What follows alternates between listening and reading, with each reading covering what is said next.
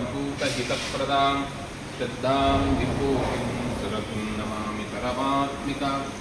वाचं पद्मालयं स्वाहां स्वधां सुधां धन्यां कृन्मयीं लक्ष्मीं नित्यपुष्टां विभावरीम् अदितिं च तिथिं जीवितां वसुधां वसुधारिणीं नमामि कमलां कान्तां कामाक्षीं अनुग्रहप्रदां बुद्धिम् अनघां हरिवल्लभाम् अशोकामृतां दीप्तां लोकशोकविनाशिनीं नमामि धर्मनिलयां करुणां लोकमातरं पद्मप्रियां पद्महस्तां पद्माक्षीं पद्मसुन्दरीं पद्मोद्भवां पद्ममुखीं पद्मनाभप्रियां रमां पद्ममालाद्रां देवीं पद्मिनीं पद्मगन्धिनीं पुण्यगन्धां सुप्रसन्नां चन्द्रवदनां चन्द्रां चन्द्रसहोदरीं चतुर्भुजां चन्द्ररूपां इन्दिरामिन्दुकीर्तनाम् आह्लादजननीं पुष्टिं शिवां शिवकरीं सतीं विमलां विश्वजननीं पुष्टिं दारिद्र्यनाशिनीं प्रीतिपुष्करिणीं शान्तां शुक्लमाल्याम्बरां श्रियं भास्करीं बिल्वल्लयां वरारोहां यशस्विनीं सुन्दरां दाराङ्गां हरिणीं हेममालिनीं ज्ञानान्यकरीं सिद्धिं शैलसौम्यां शुभप्रदां भवेश्मगतानन्दां वरलक्ष्मीं वसुप्रदां हिरण्यप्राकारां समप्रतनयां नमामि मङ्गलां देवीं विष्णुवक्षस्थलस्थितां विष्णुपत्नीं प्रसन्नाक्षीं नारायणसमाश्रितां दारिद्र्यध्वंसिनीं देवीं सर्वोपद्रववारिणीं नवदुर्गां महाकालीं ब्रह्मविष्णुशिवात्मिकां त्रिकालज्ञानसम्पन्नां नमामि भुवनेश्वरीं लक्ष्मीं क्षीरसमुद्रराजतनयां श्रीरङ्गदामेश्वरीं व्यासीभूतसमस्तदेववनितां लोकैकदीपाङ्कुरां श्रीमन्मन्दकटाक्षलब्धविभवं ब्रह्मेन्द्रगङ्गाशां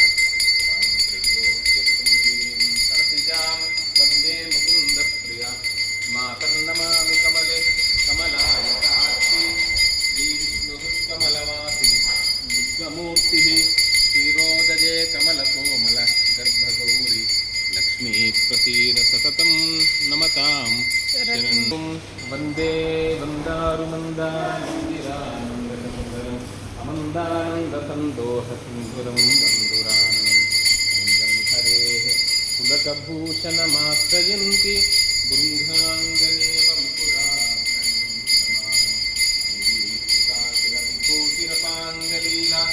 माङ्गल्यदास्तु मम मङ्गल देवताया मुग्धामुर्मिदनते वदने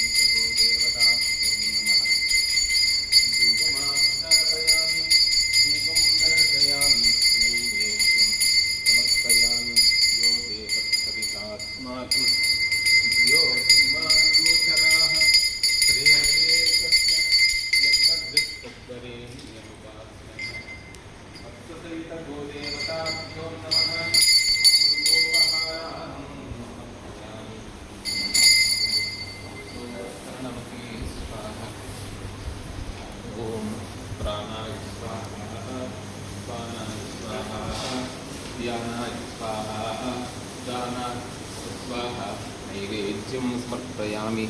ताम्बूलं समर्पयामि ॐ कल्याणनिधये निधयेऽर्पितां श्रीवेङ्कटनिवासाय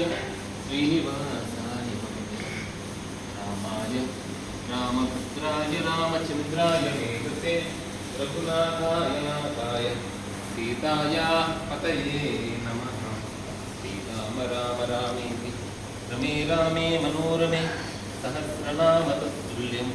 रामनामवरानने अथ नीराजनदीपम् ॐ